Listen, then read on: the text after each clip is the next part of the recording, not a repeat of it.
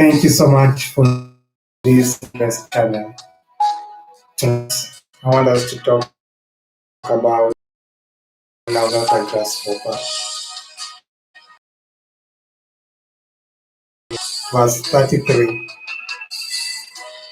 This is a group of spies that had been sent by Moses to go to spy a land that God had called them to occupy. And when they came back, this is part of what they said to the assembly of God's people. They said, we and we look ourselves in a world full of challenges. These spies that had been sent to go and spy a land that the Israelites were going to occupy looked at themselves like grasshoppers. They agreed that the land was great. They agreed that the land was flowing with milk and honey. But they also knew that they looked like grasshoppers. Up to 50% off. When they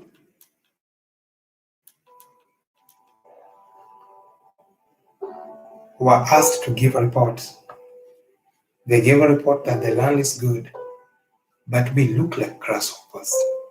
Yes, there is milk and honey. Yes, the future is bright, but we don't think we have what it takes to walk into that future. But I thank God for Caleb and Joshua. Caleb and Joshua realized that the future indeed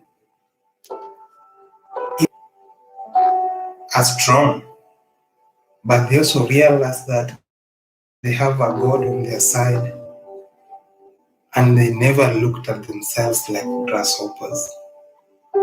I want to suggest to us three things that I believe probably Caleb and Joshua thought about. And one thing I think they thought about is they thought about their struggles in Egypt. And they remembered how they had been in slavery for a long time. They remembered that, the whips of the slave drivers. They remembered the long hours. And they remembered that that is a past they don't want to go back to. They realized that at that point they could either go forward or go back. But going back would mean going back to a life of struggle. But number two, I also think they remembered the past victories that God had given them. They remembered how God had miraculously delivered them as they crossed the Red Sea. They remembered how God had brought plagues on the Egyptians and miraculously with a mighty hand allowed them to come out of slavery after 400 years.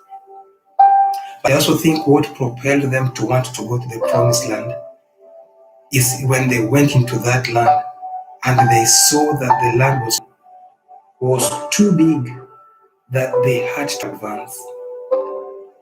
My appeal to you is that you will desire not to remain where you are, not to remain in the wilderness, but to advance forward into that land of milk and honey.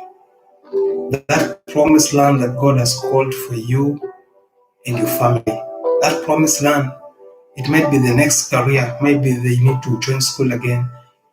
Maybe you need to walk in courage about a project that you need to partake. Remember the victories that God has helped you accomplish in the past and believe Him to accomplish the things that He has put ahead of you. A famous writer once said, I can't take back the past, but I can fight for the future. The future is bright if you trust in God. Follow Him. Hear what He's saying into your heart. Refuse to remain in the wilderness. Refuse the giants that are ahead of you to keep you away from your promised land. God bless you. In Jesus' name.